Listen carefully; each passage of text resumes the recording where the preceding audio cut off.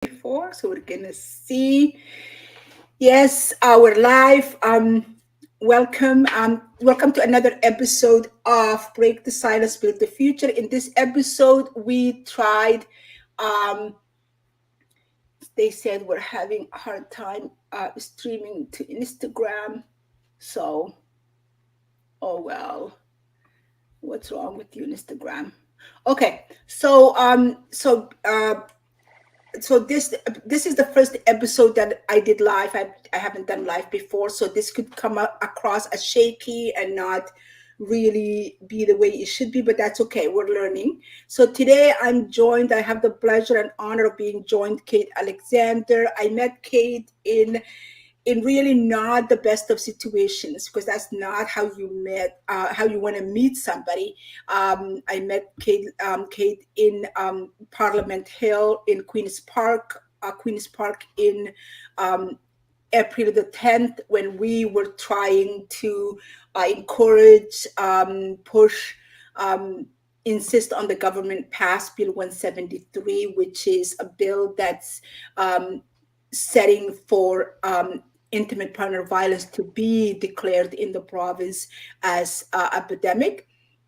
We reached really miles before even the debate started. We thought, Kate and I and everybody else who was there, because the government said that they would support, even though there are miles to go. And one of the reasons we're going live today and hoping that you would join us, and those of you that are here with us either through Facebook or YouTube, you can leave your comments there and we will see it here and we'll try to get to it to respond, because we're reaching out to you both, Kate and I think the way to make changes is to change the laws that govern those. Because if we don't change the laws, then the government is not, because the police, the frontline workers, the courts, and all that, they have to follow those laws that are set by the government. And since we elected these people, I think if we all come together and demand that they do something, they must do it. So welcome, Kate. If you Thank could you. tell us a little about yourself, how you ended up. The people that follow in my videos know that I ended up in this journey. I feel like I joined the club that nobody wants to join and nobody wants to belong to, and here we are. So losing my daughter last May and the 18 years that led to that loss got me here. So if you could tell us a little bit about yourself, how you arrived here, why are you here this with me Sunday morning instead of just like any other young person going out last night and staying in bed until midday.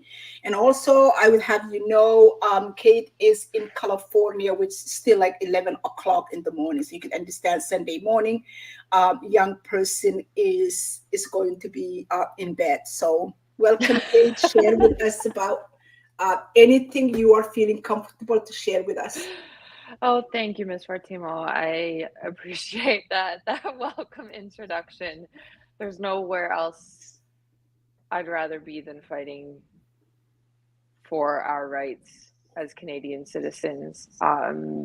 Thank you for inviting me. Thank you for having me. I am so inspired by your tenacity and courage, and I understand that this is just heartbreaking, but also a part of your healing process. And so I know that speaking out from my firsthand experience has been a very validating experience, and I commend you. And I am so deeply sorry for the way that we met, but I'm so glad that we did. And I really do cherish you. You are a mother to us all. Really, it's been an honor to stand beside you and work towards a better future. Um, my name is Kate Alexander. I live in Los Angeles now. How I ended up in this very seat, July 31st, 2021, my life was nearly taken by my ex-partner of only 7 months. He and I dated for a very short period of time, but it was a COVID relationship. Everything was locked down, very typical story of what you're hearing come out of the COVID world. And within 7 months, I was nearly dead. And I don't take for granted a minute that I'm alive. But believe me, there have been some days, especially going through the justice system for the last almost 3 years, where I've been questioning why I'm still here, because it was so graphically abusive. I mean, he beat me with a wooden rolling pin for 4 hours, split my head open in 3 different places. I was black and blue top to bottom. I'm alive because I sent a 2-word text message or WhatsApp message to the first conversation off of my laptop. And that person believed me. And that person then contacted my agents and contacted people who had my address. And eventually the police were called and sent. I didn't even call the police in my own situation. Mhm. That's how dangerous it was. I took as many photos and videos of the attack on my laptop during the whole time, and that, so we have this plethora of evidence. The SWAT team in Canada, it's not called the SWAT team, but if you will, the SWAT team in Canada found me in, pools of my own blood, and I'm alive for that reason. My ex went on the run for a few days afterwards and then finally turned himself in. And I thought that because this situation was so graphic, I was hospitalized twice in 1 week, eventually 7 times. I thought, this is an open shut case. There's no contest here. This is a very active, very in the moment situation. The officers of the law found me in the place where it happened, on the scene of the crime. We have the weapon, we have the wooden rolling pin covered in my blood. We have these things. We have it on photo, we have it on video, we know exactly who the perpetrator is. I thought, this will go. He'll go to jail, because that's the lie that we're taught as Canadians, that the bad guy goes to jail and we live in this utopia and we will forever be safe. There's not, somebody does something wrong, there's a consequence. My ex was given 8 charges, and all 8 charges were stayed, meaning because of his right under the Charter of Rights and Freedoms, Chapter 11B, the trial was not scheduled in a timely manner, meaning that they went beyond the 18-month deadline in provincial and the 30-month deadline in federal, and all the charges disappeared. So I've never had a criminal trial for my attempted murder, and I never will. I have a peace bond, which is a flimsy piece of paper stating that he's supposed to keep the peace and not act poorly, but he doesn't follow the laws anyway. So why would a peace bond be of any? The peace bond is not a consequence.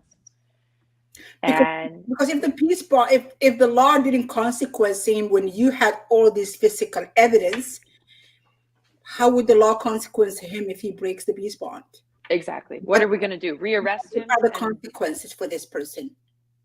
so I live in perpetual fear, because I have seen and heard the stories for Tumo's daughter, Sweeney's daughter, Dan's daughter, all of these men who continuously show that they are incapable of being productive, safe citizens, and keep overstepping the line and keep not receiving consequences for graphic and gruesome attacks. Mm-hmm. And you call the police, and the police arrest him, and nothing happens. And so here we are. I moved to Los Angeles to get away from the situation because Canada is not safe for me. I Mm-hmm. can last about 5 to 10 days in Toronto, and then I'm anxious, and I'm like, I got to get out of here, because he's in Leaside. Yeah, He's free in the community, just as free as I am, even though he committed, it almost ended my life. yeah, That's scary. It's very scary. yeah. That is really unfortunate, and it shows you that there is really uh, no reason for some people to follow the rule. There is really no reason for some people to just do what they needed to do. So if there's no consequence before that, so what were the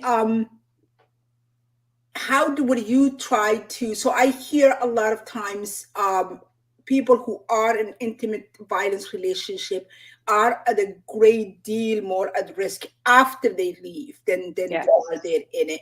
And it sounds like your experience fits in that, if I'm correct, that you'd left this relationship behind already. It wasn't particularly a long term, years and years of relationship, but it's still,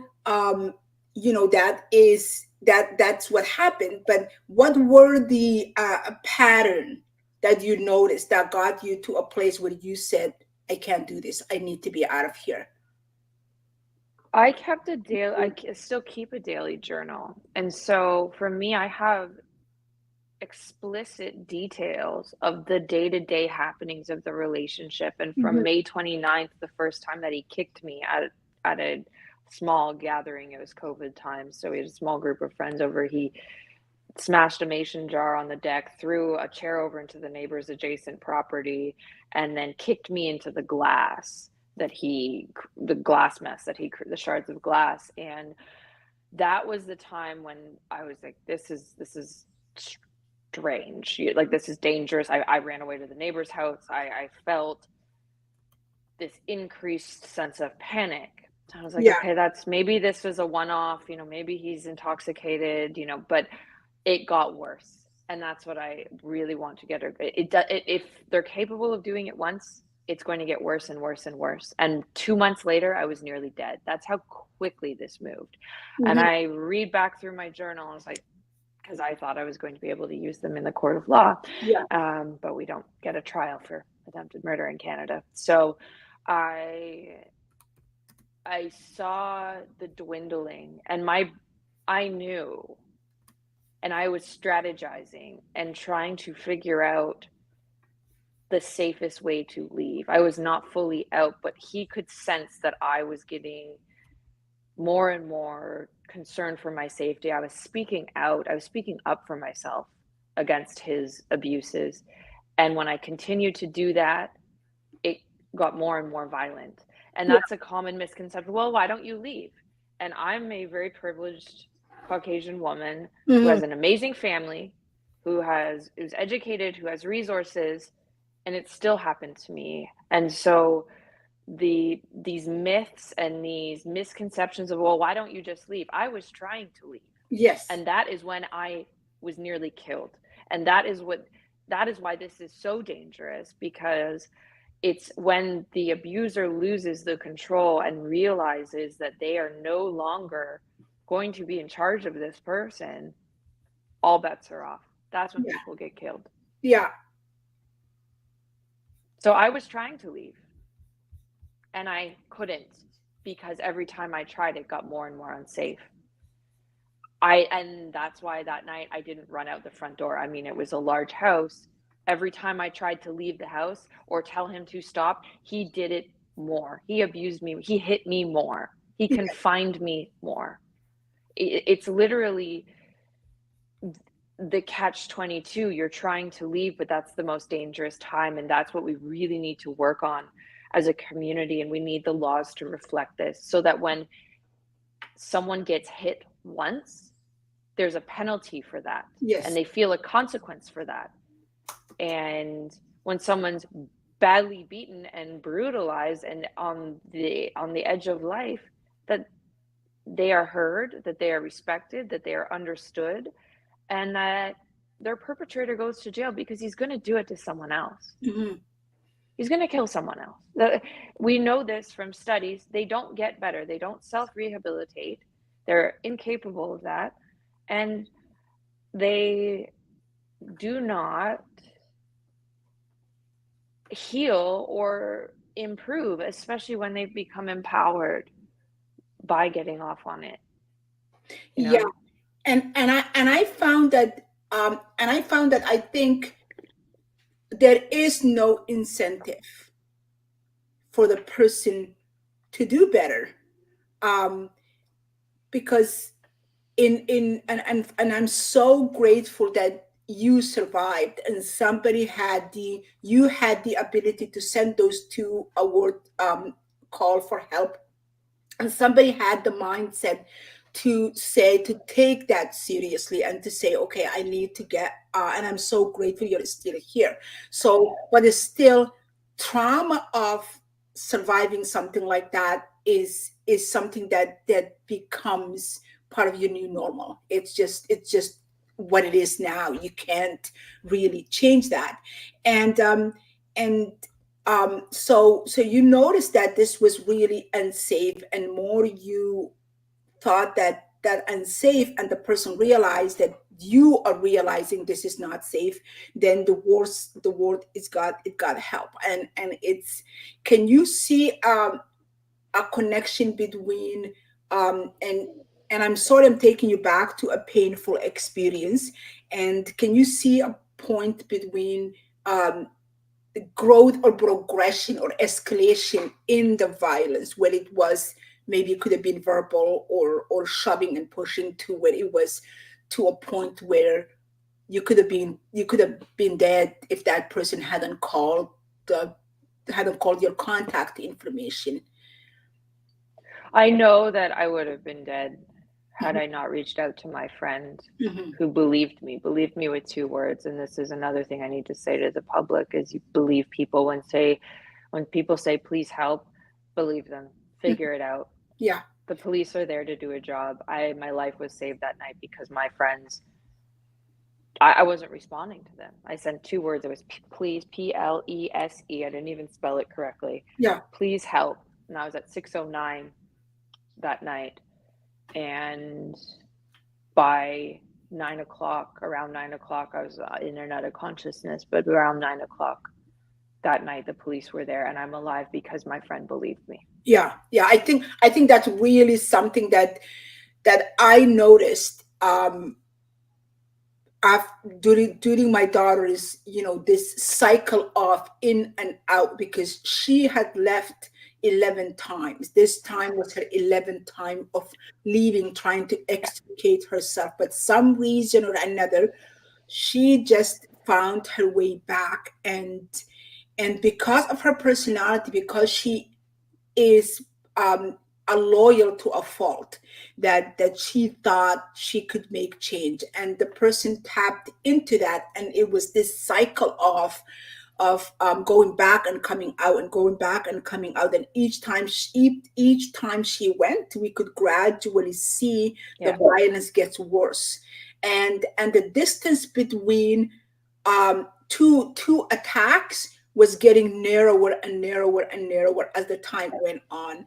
And um and it's this lack of support system, that one of the reasons why a lot of people, members of provincial parliament, Kate and I, are trying to push this, and we need your help. And in my bio, in Kate's bio, there are ways to support in this, especially if you are from Ontario, and the letters are ready. All you have to do is put your postal code, and it will generate, and it will direct to your particular MPP and the premier, so they hear from you. It's This is a numbers game, and these people are people we voted in, and they should know we could vote them out if they are not doing what needs to keep safe the entire community, not only segments of community. So here is how, what was it like in your process of seeking support and healing from this extremely traumatic experience? What was that like? You spoke to the how criminal justice system really didn't work, and it's not even a point where somebody went through trial, and both the crown and the defense presented their cases, and jury let them walk. That is one thing, to have that. It's not good, but that at least you would know you went the regular process. But court system that's broken beyond the repair, where cases with so much evidence are thrown out, how would you assess your ability to find the support system um, in and around you, to walk this journey, tough journey of healing, while you advocate next Kate Alexander, next Sarah, next Martha, next Layla, next girl that is either in it or might find herself in tough relationship. What kind of support system do you think exists around you? I don't want there to be another me. That's what we're really trying to work on. Um, I, as I said before, I'm very fortunate because I had friends save my life that night. As soon as I told my family, my parents were at the house picking me up. That's it, cutting the ties. I stayed black and blue and bleeding, and my poor mother had to take measuring tape and measure the bruises on my body to send pictures to the police. And I got saved. And my parents are still together. I have a 6'8" and a 6'6" brother. Nobody's coming after me if I'm with them. I also have resources. So I recognize my privilege. I am not the majority. And that is why I feel so compelled and responsible, because I recognize that most people don't end up going from Leaside to their parents' house and then moving to California, 4 months later, with all the family and all the friends support, and everybody just helping you along to get to the next stage, and having people listen to you, and having people wrap you in blankets and let you cry and take you to the hospital as many times as your wounds need it. And so I recognize that that's it. That in itself is an anomaly. The anomaly is that what's not an anomaly is the nature of the situation. And so for me, I take things back to the basics that are free or affordable. Thankfully, healthcare is free in Canada, but going to the doctor, getting medications if needed, um, getting as much sleep as possible, drinking enough water, exercising and getting out in nature and it doesn't have to be rigorous, it doesn't have to be intense, but making sure you move your body. And I still practice these things to this day. Yoga has been incredible. Meditation has been incredible. There's a million free yoga and meditative videos and songs, or what's the word for that, but meditations on YouTube or Spotify or Apple, or on the internet. So use those use those free resources. My favorite and best therapies, and this is something we need to share with the victim services people, because they did give me 4 free therapeutic sessions, but it's just cognitive behavioral therapy, which is good if someone doesn't feel like talking about it. But I've never had a problem talking about this because it's the truth. So the best therapies for trauma, in my opinion, and I'm not a doctor, but I'm someone who's lived through it, are EMDR, which is a bilateral stimulation of the 2 hemispheres of the brain that processes traumatic memories and helps you move forward. The Veterans Association, it's the only, the Veterans Association approved it as the only remedy for PTSD. So veterans who coming back from war, who have PTSD, um, use EMDR, and it is very effective.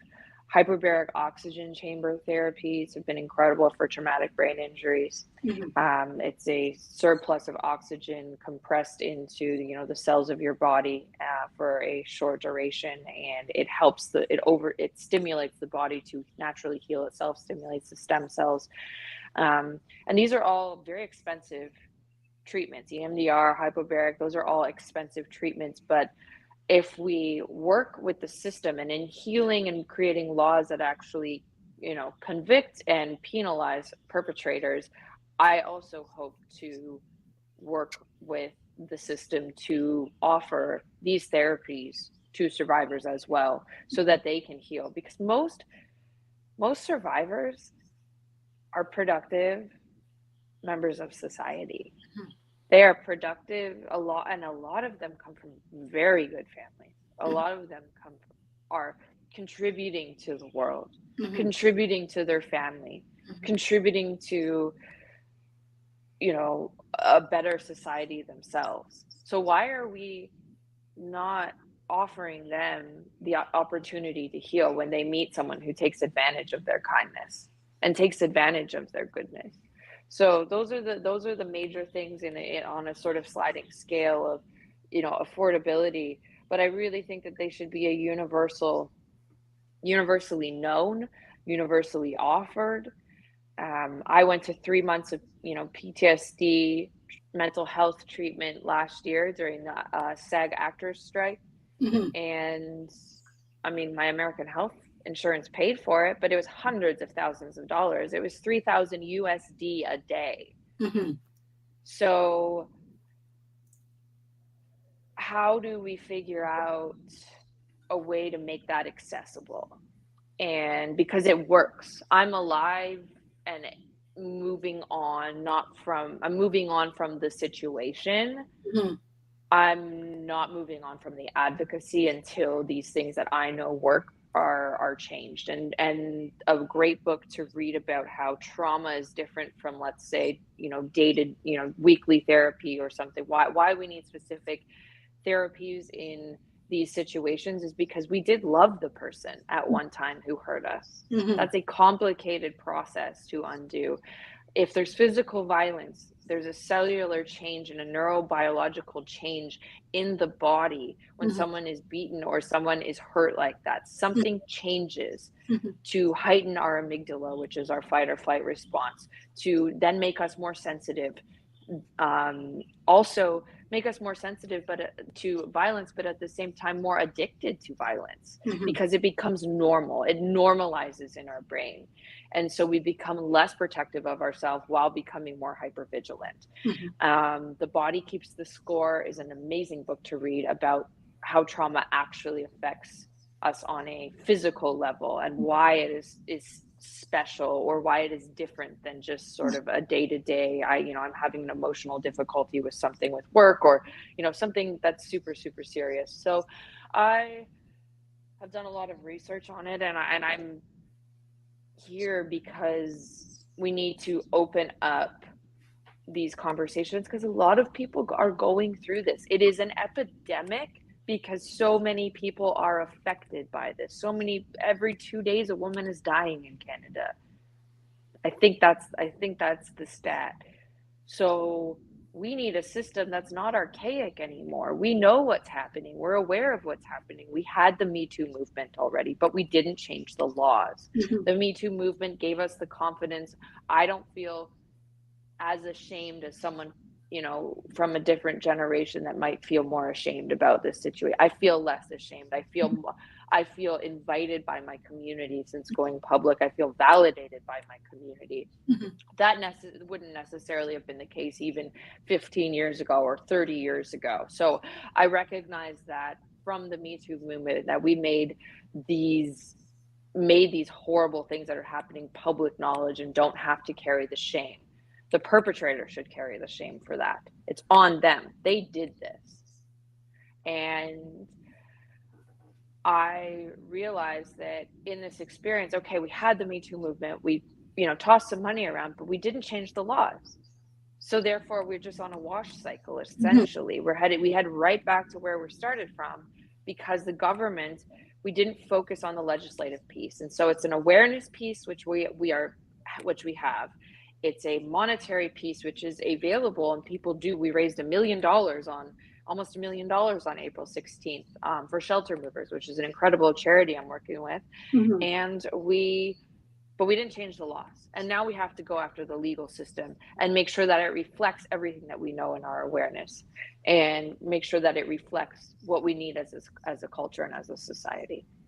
Thank you so much. I like how you started with talking about where you weren't able to get supported, where it looks like the justice system and the institutions that are supposed to be there to protect it. And I had a similar experience, which sometimes is so ironic when I look back, because as I was getting ready for this episode, I was looking through my notebooks, and I take notes and I journal, and I'm kind of like, that's how I keep myself Mm-hmm. grounded and be in touch with my own personal challenges. So I had called police over a dozen times while my daughter was alive, telling them this is what happened.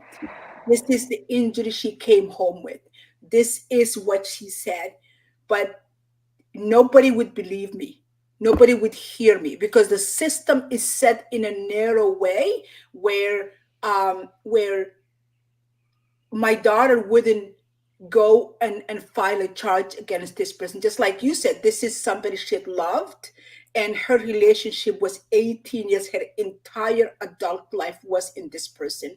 The other day, I ran into her grade 10 English teacher, who told me how brilliant she was. So this was a smart, educated woman. She wasn't, she wasn't somebody who didn't really know. She was well read. Um, she was very kind, all that. But it was like, but each time I called, the police would say, even if we came, even if we take your information and took it to the crown or whatever, they would say this is hearsay. I had pictures of injuries. I had everything. I have this, I have that. And they would say, no, we can't take it. We need to hear it from her. But the irony is, if I saw somebody beating somebody else in front of my house and I called the police are not going to tell me have the person that's being beat call us. They would come. But when it's some reason or another, when it Mm-hmm. came to intimate partner violence, we had this twisted mindset of this is a private matter and we need to leave it alone. I think that, in my opinion, that's my read of it, because I could not get it through to anybody. And when it came to the medical facility, like you said, I am privileged, and I realize I am privileged. I am educated. I have really well-paying job. I can afford to get my own therapy, my own treatments. I well-read. I can read books. I can get resources. I have very supportive, large, extended family that would not judge me, would not question me if I go in and say this is where I'm struggling. So is my daughter. She had that support system. But because of the coercive control and the isolation she had experienced, and the fact that she got into this relationship at a very young age with somebody who was older than she is, who was a little bit more versed in manipulating and controlling than somebody, nobody would listen. My daughter would ask me to go in with her to see a psychiatrist, to see a therapist, to see a family doctor. And I would tell them, listen, I don't want to know what it is she told you. You can keep her privacy, because God knows I know more than I need to know. But let me tell you a little bit more things that I think my daughter is either embarrassed or too traumatized to even go there, to even allow her brain to access that information, because that was became her coping skills. And she would always tell you, I do this and this and this. This is my maladaptive way of coping with this trauma. That's what she would tell you. It's not like she wasn't aware of it, but she wouldn't really do it. But the doctors will tell me, no, we can't take your information, add it to her file. Like, can I just tell you that this is a 36-year-old woman who's going to run from the basement in the middle of the night, because she would wake up to this nightmare of being beat in her sleep, and she will come and crawl into bed with me. What 36-year-old woman does that? Unless this is really such a traumatic, but nobody would listen. But as soon as she was gone, all those files became mine, because I was next of her kin. Now I had to give the police a permission, a consent, so they could get her dental records to identify her. I had to give the police a consent so they could access her therapist notes, so they could access her medical record to see the injuries that are recorded. I don't care about these files right now. I just don't want them. When I wanted them, when they could have made difference for my daughter, nobody wanted to let me in, and it was like hearsay. And and and and i and i also, like you said, acknowledge my privilege and my daughter's privilege of um, even having that idea. Even when she was missing, having a family who would say she's missing, I could understand some families might not even have the time or the resource, because I was able to take time away from work because I can afford to do that, but somebody else cannot do that. So that's the unfortunate part. And the coroner's inquest that was done in that Northern Ontario killing, that had 86 recommendations, those are all listed there. Number one is to declare it epidemic, and that's what we're still fighting with the government. But that report had everything you need to make sure in 2024 that segment of our society is safe. Because if they're safe, like you said, these are contributing productive members, their brothers, their sisters, their daughters, their mothers, their co-workers. We need to make sure we are supporting them and taking care of them. Like, if somebody cannot afford to get type of therapy, you were able to afford yourself, and I was able to afford myself. It's then what do you have for those people that are there? I think it's, in my opinion, every society is just as strong as its weakest members. If we don't take care of those that are at the bottom of our bale, then we're not going to do that. And like you said, and I would say, we don't have to accept things that the government is not willing to do. We don't have to accept things that our government not willing to pay for, because that's our money and they work Yep. for us. It's not like Yep. we're not looking for a handout, right? We pay taxes. All of us pay taxes. We all work. These people, we voted for them to sit in that office to get their salary and do what we put them there for. And I Mhm. think we need to kind of like get there before. I'll be honest with you. I'm forced into this role, but I had one of two options. I could either crawl under the covers and never come out, and that is so tempting more days than I care to admit, or I would be out there trying to not make my daughter's loss in vain, Kate's pain in vain, and allow and make sure no other mothers coming after me are facing this, or no other young woman like that are facing. So what I want to move now into, how did you get to this idea of, I need to do something about this? How long did it take you to get there? And can you think about your process of saying, because you are a young woman with her profession, with her lifestyle, that there is so many other things you could do with your time and with your energy. So what was the process of you saying, um, I need to, after the abuse, even realizing the clear disappointment of this case being thrown out because somebody couldn't get their act together to prosecute the case on a timely manner? What was your process like? It was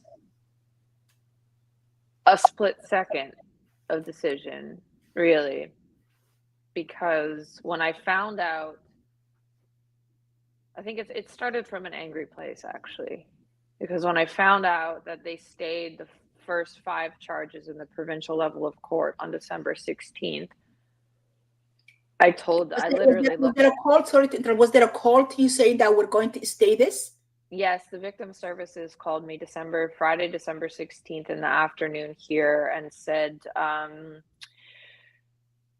this is despite me, February 19th, 2022, that same year, I had emailed my officer in charge, Cosma, and I told him, I said, you did not schedule, the prosecutor did not schedule the trial for this. It's outside of the 18 months for these 5 charges. You need to reschedule this trial. I told them that in an Mhm. email. I even told them how to do their job because I was aware of the Chapter 11B 18-month timeline. Right. And I said, his lawyer's a snake. He's a snake. You better move this 10 days forward. It's 10, we were dealing with a matter of like 10 days to 2 weeks. It Right. was nothing. It's not like they scheduled it 4 years from now or something. It was literally 10 days that they missed the deadline by, which is crazier to me because how do you put an attempted murder case on a 10-day, like you just don't prosecute it because you missed it by 10 days? And I was told in February of that year, don't worry about it. We'll never say something this serious. It's COVID backlog. Everyone understands that. The 11B motion will never go through. Don't worry about it. So I just sat quiet for that entire year. And then 10 days before Christmas, December 16th, Victim Services calls me and says, so they stayed all 5 of his charges, and you will no longer have a trial for your attempted murder. Try to put this behind you, and happy Christmas. And I was like, I was Merry sitting Christmas. in the Here, house, and here's a Christmas gift to you. yeah, Just leave and I, behind. and I and I said, excuse, I had no words. Like I literally felt like I was being reviolated again. Hmm. It was I immediately went back to that day, and I just felt so, how could you say something like, what are you, if this isn't a priority, then what is a priority? And so I tried to contact the prosecutor. It took him 5 days to get back to me. That was the only conversation. His name is Mark Friedman. The only conversation that we've ever had in my entire life. And he could not answer any of my questions. Yeah. I asked him point blank. I said, so why did you stay this? I told you about 11B motion. In an email, I Mhm. said, I told you this was going to happen. I told you to fix this. I did your job for you. Well, I have a lot of cases. And I Okay. said, oh, okay. A lot of cases of what? Because most of them are not attempted murder. Let me tell you that much. And he couldn't answer it. He had no response. And I remember just I was a whiteout again. I was completely I had no feelings anymore. I said, how does something, and I scrambled. In that whiteout, I was like, okay, what's the law? What about the appeal? Okay, the appeal didn't go through. We knew this was gonna, I had my family then retained a high profile criminal defense lawyer Hmm. for me. We put resources into that, who then got, and still nothing. We escalated this up into the ministry, and they would not, oh, we'll use you as an example. We've learned from your case. I'm like, learned what? How do you? This should be a priority case. If that's not a priority, then your system is redundant, Hmm. because and I also had an additional 3 charges in the federal level of court, and this is the part that gets to me the most, because I had a female prosecutor named Corey Langdon, and she promised me that those 3 historical assault charges would go to trial because of the absolute abysmal failure of the Hmm. previous 5. Right.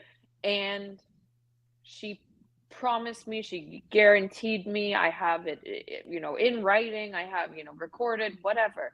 And she, January 12th of this year, so 4 months ago, emailed me and said, we're making a deal. And I was like, oh, okay, so he's pleading guilty to all 3, and whatever, he's gonna, no, you're just gonna have a peace bond. This isn't a priority.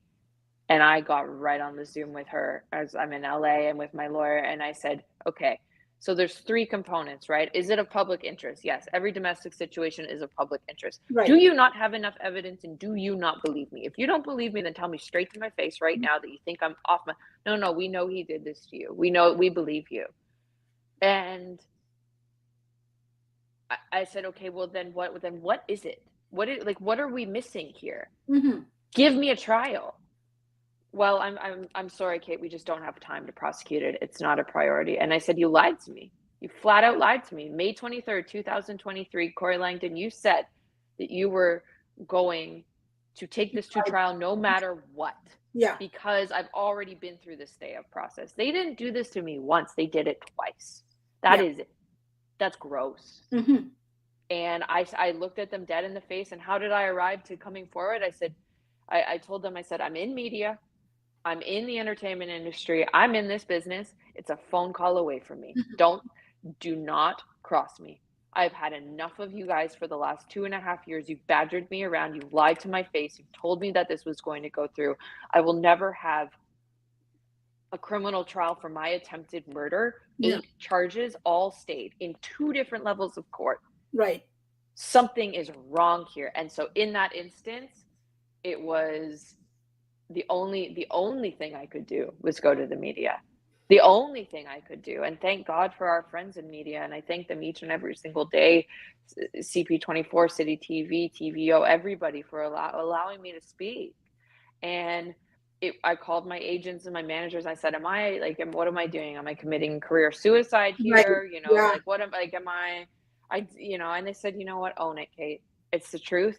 Hmm. No one can question you on it. And it's pathetic. So Yeah. do it. Go for it. And then as soon as I knew that peace bond was over on the 26th of March, for my peace bond for my attempted murder, when as soon as I said, you know what, have the cameras there, because this is abhorrent, and I keep using that word because that's exactly what it is. It's despicable. It's unsafe. My ex is free, and the number of women that have come forward about things that he's done to them Yeah. is just, and I knew that. I already knew that. We've seen this before. We've seen this with the Weinstein case. We've seen this with Epstein. We've Yeah. seen this with, all of these people who have now, I can't believe the Weinstein stuff got redacted, but it's, we've seen this already. We've seen this behavior. Hmm. So why are we not listening? Why are we just allowing him to go do it again? And now he's all fired up because he got away with it. Yes. And he's happy about that because he never had to suffer a single day. He had to throw some money at lawyers, but he likes to brag about throwing money around, so let him. Yeah. And it's like that's how I arrived here. There was no other option. Hmm.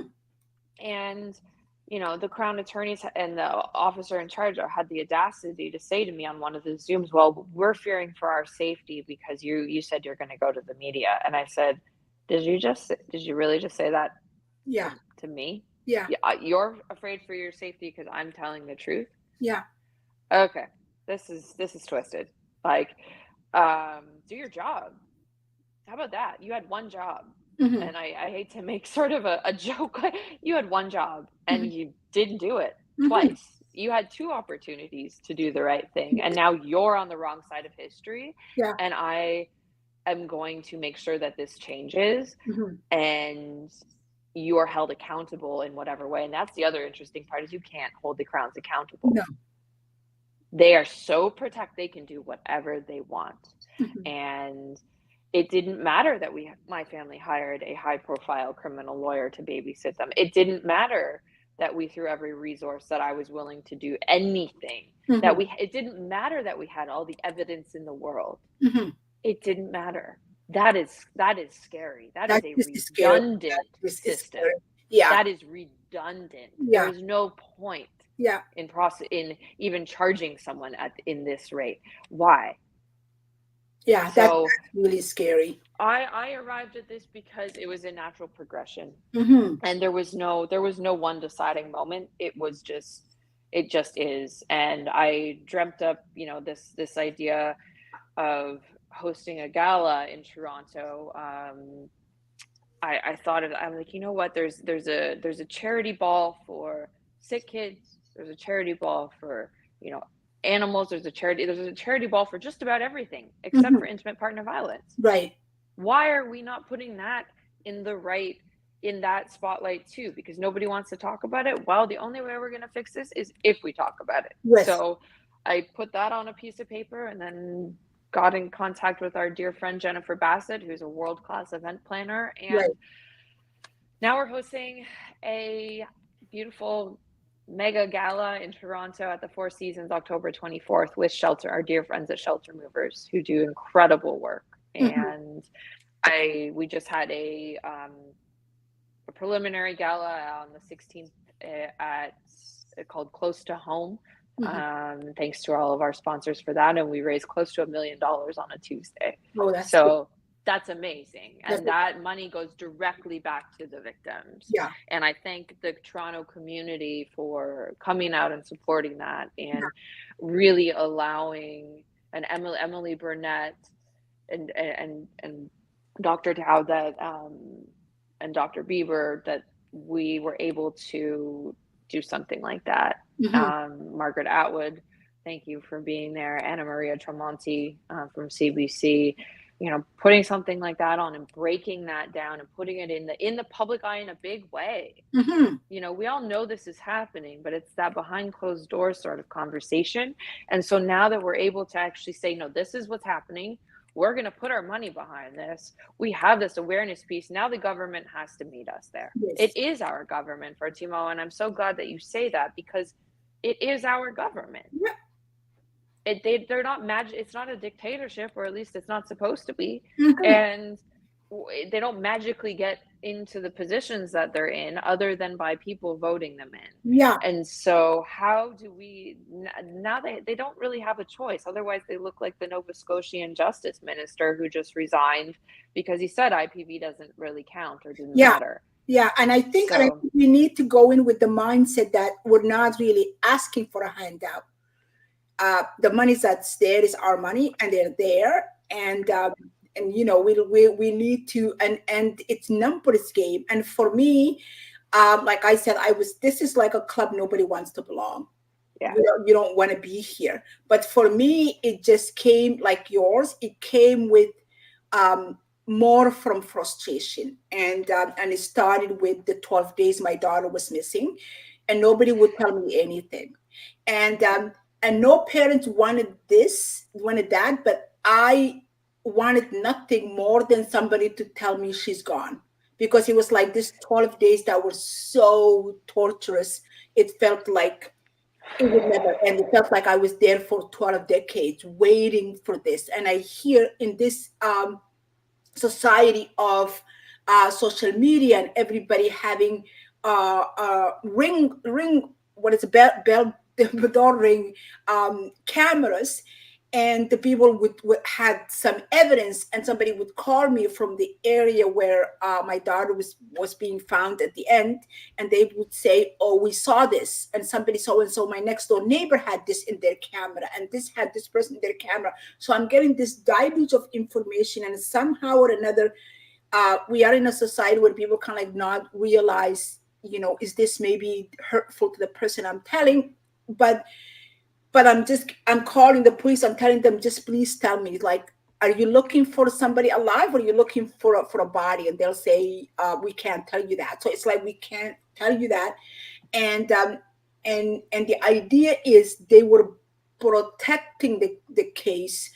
And and I found, if you are a victim, whether somebody like you who survived, or somebody like me who lost a child in this, you don't really matter when it comes to the justice system.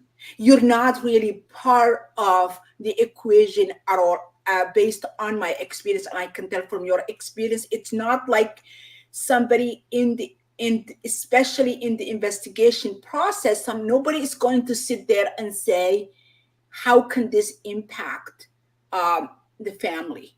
People who have this person missing, they just kind of like disappear. How is this impactful? Nobody, the system is not set to account for that. Like you said, we have a family member that's a lawyer that's willing to speak to them, but we don't have the right to have a legal representation of the family. yeah. So the idea is the crown is the family representation. And I'm not going to say, they're malicious or this and that, but it's like there is this total disregard of the people that are most impacted. And that's one of the reasons why the government cannot really see this as, or is not willing to see this as epidemic, because it's considered such a that person is problem. I'm not dealing with it. So it's me just trying to find somebody to talk to, that I took to TikTok. And the first was kind of like sharing the posters of an image, the people in my area to see if they have seen it, because it's like my daughter had called leaving work 6 o'clock, and it was like that was it, and it's like into thin air. And she did everything within her power. She even wouldn't drive her own car because she didn't want to be recognized. She couldn't use a phone in her name, so we had to put the phone in my name. Yeah. So I'm looking at it, and she's not active on her phone. No young person would go through 24 hours, 48 hours without accessing their data or text. Like I said, there Yeah. was data access, there was no airtime access, nothing. And I'm sharing with the police saying that here you can download all her information here. I'm offering everything, going through one interview after another. And same with my son who was living at home, and my nephew was visiting at the time. We're all going through these interviews trying to help the police. So we get called some by the police looking for information, but it's not a two-way street. Even the information they're asking, things they're calling to ask us, they don't know how I'm translating. So I'm just telling, please tell me if my daughter's gone. Like, no parents want to hear that, but I would just wanted the pain and the torture to end. So that's how I came upon sharing this. And then I'm just getting these young women who's reaching out and telling me, oh, I am in that situation like that. Yeah.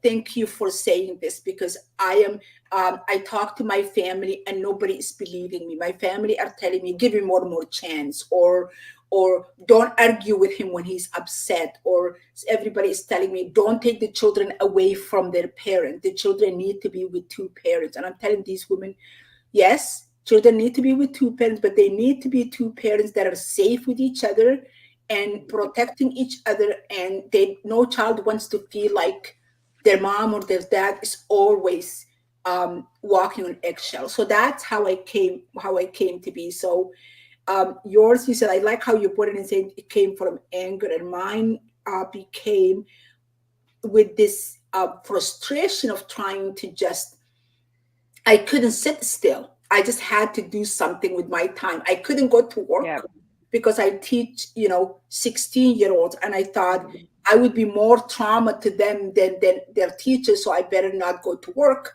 And then I'm just sitting here and not knowing what what end was up, and nobody was telling me anything. And I think, and I say this, we want the Bill 173 to pass. And those of you that are joining me now, you can share your questions and comments. If you come upon this episode after it's recorded, it's been recorded live, and you could, if you leave your comments, we could respond to your comments later on at a later date.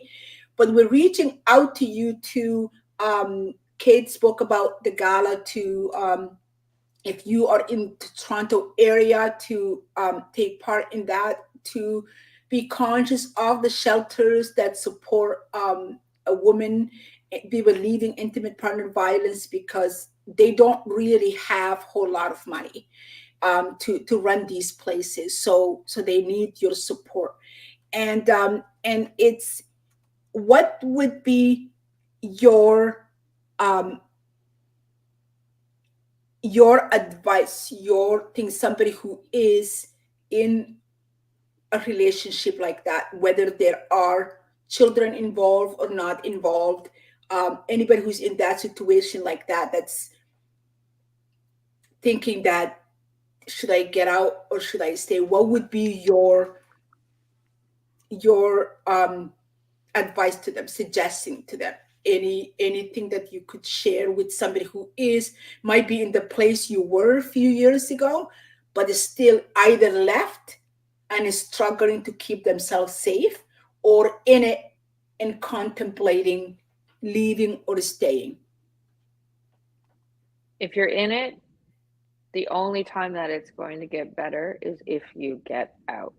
You cannot heal in the same environment that keeps on hurting you.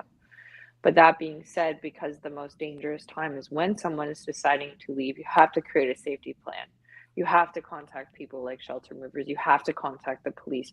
I went back with my family and two police escorts to get my belongings. So you have to make sure that it's a law that if there's a domestic situation in Canada, the police have to enter the premise. So if you're in that situation, just call them. Even if you can't say what's happening, they can trace your phone number. They can trace your mobile number. If you have children, your children are affected by this. Regardless of how young you think they are, regardless of how naive they are, they're not. They are affected by this. They are mimicking what they're seeing. Get out. It is better on the other side. It's hard, it's challenging, but you might not be here if you stay. And get out and get out safely. I'm going to be creating a network or an email of tips and steps that people can, insert their email or insert a friend's email and have all of this cohesively sent out, because it is confusing. And we have to forgive ourselves for understanding how confusing this is, because that's exactly what abusers prey on. That's exactly what intimate partners who abuse prey on. They prey on the fact that you love them. They use your own love against you as a tool to then further abuse you and control you. And so forgive yourself for not either having already gotten out or for getting yourself into the situation, because they're amazing at what they do. They're grossly amazing at what they do. They're so good at it. Mm-hmm. And it doesn't mean you're dumb. It doesn't mean you're stupid. You're not. They're the one doing it, and you don't. The only responsibility you have is to yourself. They will continue to be who they are. You don't owe them anything. You're not responsible for their actions. So my advice, because it is such a sticky situation, is always make sure you involve the police. They have to come. They have to come. And this is a message to all my police officer friends. Thank you for all the hard work that you do, for showing up and putting your lives on the line. Thank you. You saved my life that night, and I know you continue to do so. Don't go back. Get your stuff out. Call shelter movers. They will help you move your things. That's what they're there for.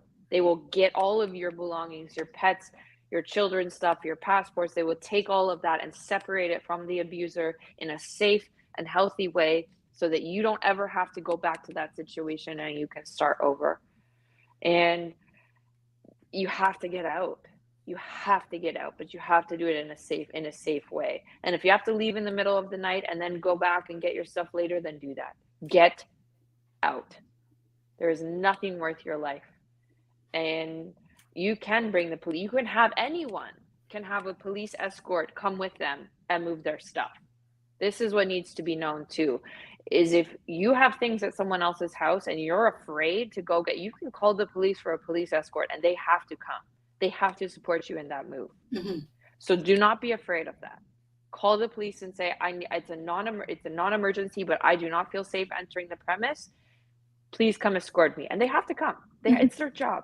Mm-hmm. So you can end that tie. But if you need help doing it, because it's hard and it's mentally, that person doesn't love you. Your abuser doesn't love you, and they never will. Mm-hmm. They don't even love themselves. They're incapable of it. You have to love yourself. And then you have to get out, and you have to get out safely. Mm-hmm. Thank you. So I think for me, I liken this situation as like being on a train, and that train is on tracks, and there is an end destination for that train. And there are several stops. It's the person today calling you names, pushing you around, slapping you, and then apologizing and being sweet, and then the cycle begins again. But that if you stay on it long enough, the last stop is a tragedy. There is nowhere else for that train to go but that last stop. So if you take train at the other end of Ontario, the last stop here is Windsor. So just think about it like that, and it's not going to change no matter. And I know, because my daughter have heard all these poetry, received dozens and dozens of roses each time, and the person saying my life is over. If you're not in it, I might as well kill myself. I might do this, and please come back. It will never happen again. If you didn't argue with me, I was so tired. I had a fight with my boss. I have a chess with no queen on it, and on and on. So just realize, like Kate had said, this person doesn't really know how to behave better, and it's not your job to teach him how to behave a proper way. If you have children, you're responsible for teaching your children how to behave better towards themselves and towards other people. And you are not and doing any favors for your children for keeping them there, because that's not really healthy for them. And it's so tempting to go back, because my daughter went back over and over again. Please don't go. And I come from community where sometimes the cultural practices play a role in people staying. So if people are telling you it's not that bad, give him another chance. He's young. When he's a little bit older, he's going to get better. Don't separate the children from their parents. The children raised by a single mother are going to be damaged individuals. On and on. What I can assure you is children raised in a violent, and there's so much research on it. We all know children do, it's beneficial for them to be in a two parent household. There's nobody's going to argue with that, but that means two healthy, happy individuals that can raise children. That doesn't mean couples do not argue over things, do not have disagreements, but the violence is not part of it, so you know that. And as you're trying, like Kate said, trying to get an exit safely, people you use as your resource, make sure those people are people that are going to support you in your journey to get out, even if that's not immediate family. Kate said that she had a really supportive family. My daughter had a supportive family, even though she had a hard time getting herself out. But if your family is telling you keep the children with their father, give him another chance, you don't have to hate them for it, because that is their stand from where they're doing. That's because they haven't experienced the pain you have experienced. They're not in your shoes. They don't really fully understand. Maybe you haven't fully explained it to them, but you don't owe them. And it's really a good idea to approach people that you think would hear you out, people that would believe you, because there's nothing more difficult than if you are already in a shaky ground for somebody to say, oh, maybe you're reading too much into it. Maybe he didn't mean it. Maybe maybe if you just don't bring it up while he's on his, as soon as he gets back from work, maybe wait when he's calmer, or maybe do this, maybe do that. Maybe if you had the children quiet when he's home, whatever it is that they're telling you, remember, people only can advise you the best way they know how. They can only love you the way they know how. They can only support you with the way they know. But that doesn't mean you have to accept it, because you have walked in this pain, and you know every woman, every person in a living intimate partner violence, you know this is not safe. And I know, and I admit, because I got out of relationship with 5 children 24 years ago, and I know it's scary, and I know it's a terrible place to be, and I don't wish it on anybody, on my worst enemy. But we need you out there, and we need you safe. So try and find, whether that's a shelter, whether that's a colleague, whether that's a friend that you trust, that's not going to discourage you. You need somebody to encourage you, to say, how can I help you be safe? What can I do? When is the best time to leave? If the best time to leave is when this person goes to work, and you can grab your children out of the school and get out, so you don't have to explain yourself, that's what you need to do.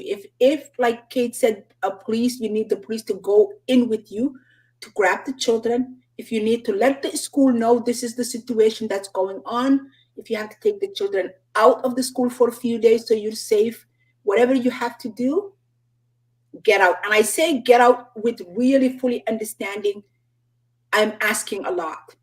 This is not easy. My daughter, who had no children, wasn't easy for her. It's not easy. Like Kate had put it beautifully earlier, that this is somebody you loved at some point, that you still love them deep down, but you don't have to love their actions. You don't have to love the way they treat you, and you don't have to stay in that. Absolutely. Get out. It's so simple with a very heavy tag attached to it, but get out, Yeah. and that's the only way to save your own life. And we And don't then and we don't say this with the easiness of saying, "Oh, it's easy. Why do you stay and get out?" We're not saying it like that. no, no. I'm saying get out because I'm alive because I didn't go back. Hmm. I'm alive because my brain finally clicked into the reality. You know, it took, I mean, I actually went back for a few days after he beat me that badly. And then it clicked. And when he tried to have sex with me while I was in that state, that's when it Hmm. clicked. That he That's when doesn't it, care. I Yeah, was black and blue and bleeding all over the place. And he was trying to have, be intimate. And I was like, this is disgusting. And then he went on Instagram and said, this girl's hotter than you. This girl's hotter than you. I'll just go have sex with her. And it's like, okay, I'm gonna die. yeah, And that's when it started, and call somebody, anybody. I didn't call my parents first. I was too embarrassed. And yeah. it's not embarrassed in a way. I didn't want to let them down. I didn't want to let them down. And my family knew him. My family was on he tricked my family. He tricked my intelligent, kind, fun-loving parents. Hmm. So don't think that they're not, they're in it to get whatever they can out to ruin you so that they feel better, and that's how they live, and that's their food, and that's their energy, is making everyone else around them feel small. And my ex has a child, not my child, but has a child with another woman. And I think I'm so worried about that kid. Hmm. So worried about it. That's part of the reason why I stayed. He used his own son to manipulate me, to hijack my good loving nature, to get me to stay. And that boy used to try to protect me at 10 years old. He Yeah, would get involved and say, "Dad, stop it," or "Kate, call the police on my dad." The kids know. yeah, yeah. And they God help, I don't even know what happened with the child protective services stuff. Hmm. It again, it's disgusting. And it's just, you have to get out, and we have to have laws in after you get out that then incarcerate, or incarcerate and rehabilitate, or and there's some people who can't be rehabilitated, let's be honest, Hmm. but there are people who learn negative things, and you have to have a willingness to want to get better, but you got to get out. And even if it means getting out, and life's rough, for my life was it wasn't fun for a while. there was it was hard. There was nothing fun about it, Hmm. but the alternative was death. Yeah, yeah. That's it. I think And it. that's it. Yeah, that's. I think that's the bottom line, and it's might be difficult, and we both admitted that there are people in a much more difficult situation Yeah. than we both are, and or my daughter was in. It's people who maybe are unable to get to rent a place, or to pay the light bill, Yeah. or to pay the water bill, to pay rent, Yeah. because they are depending on this other person financially.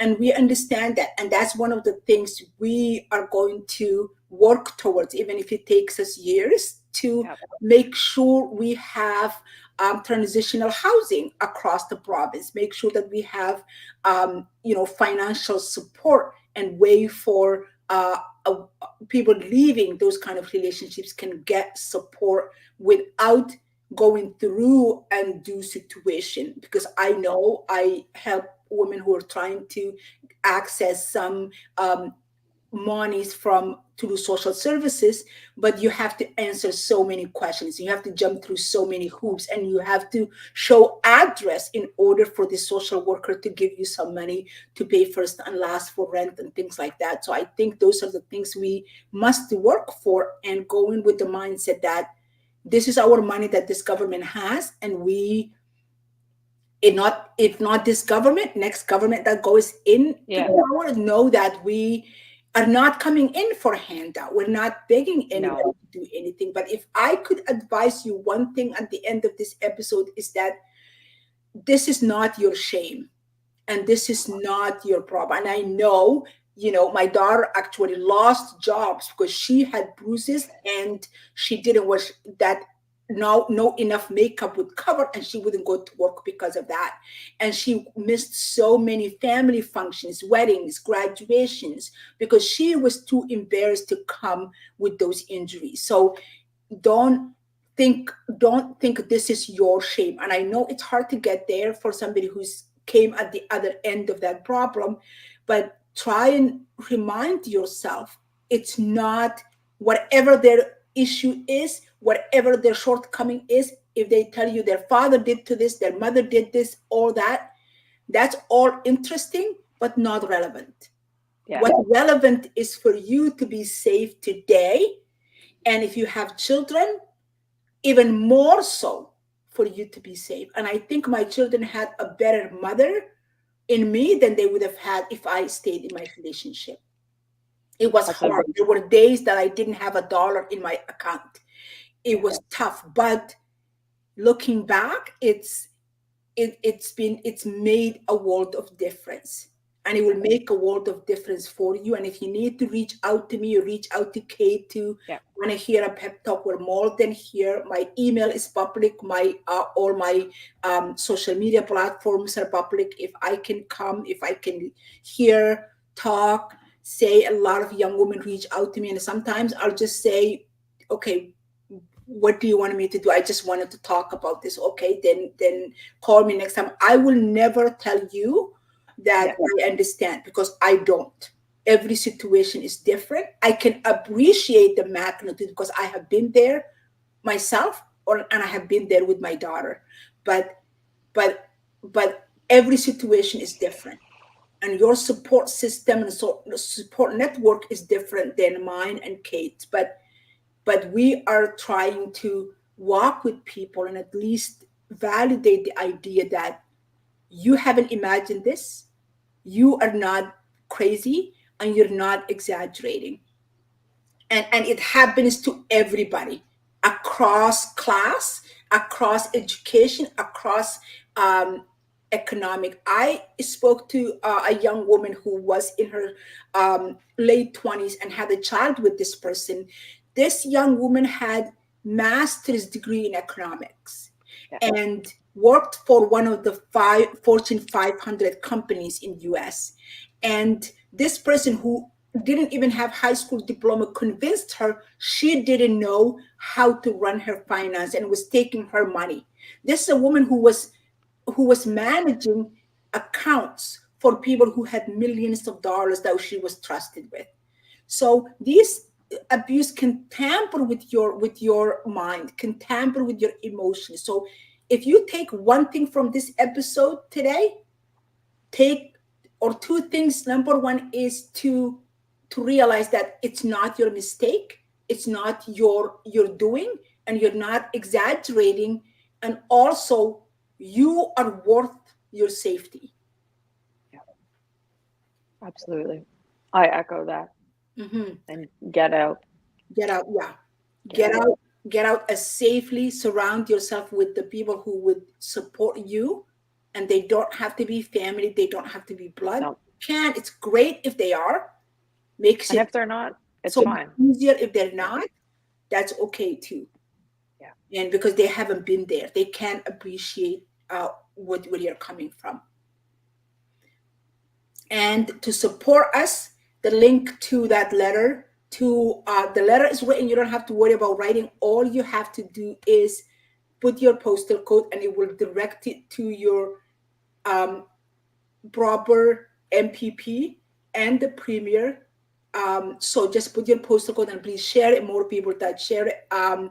I think, do you have the, what do you call it? The thing you what is that called? Petition. Do you have the petition in your in link in your profile? Yes, it's under my link in my bio, and it's on most of the NDP websites, and I'm gonna continue to share it over and over again. It's working. Yeah, It's I'm sharing. working. I'm It's sharing. working. Yeah, it's working. Please add your voice to it. Sign the petition. Send Share it with it. your family and friends. Your Share it kids with your can sign family it and too. friends. Like yeah, Everybody. It doesn't have to be a woman. Everybody. If you're a father, if you're a mother, if you're a sister, if you're a husband, and you're good to your wife, is still it's a good to sign it and send it, Yeah. because the government wants to hear from all of us, young and old. Even if you are 16 and you hear this, you can still sign it. You don't have to Yeah. be a voting age for the government to know in a couple years you'll be voting for them, Yeah. and realize that they work for you. Caitlin spoke about the gala. She'll share information. I have the petition and the letter in my bio, in my link tree. You click there and it doesn't take you a lot of work. And we appreciate you for joining us today. And Kate, thank you very much. I apologize. I had to take you through some really difficult territories, and I'm so grateful, even though it was not the best situation that I wanted to have met you, but I'm so grateful I've met you and I can join you and connect with you in this journey. So maybe we can help young people trying to get out and stay out. If you are dating somebody and you can tell all these signs of controlling somebody who goes off the handle in something that's insignificant, that is your sign. Get out. You're better off single than you Yeah. are with somebody who doesn't appreciate who you are.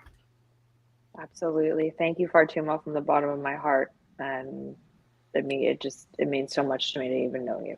Thank you. Thank you to everyone. I'm Thank you. so grateful. Thank you, everyone.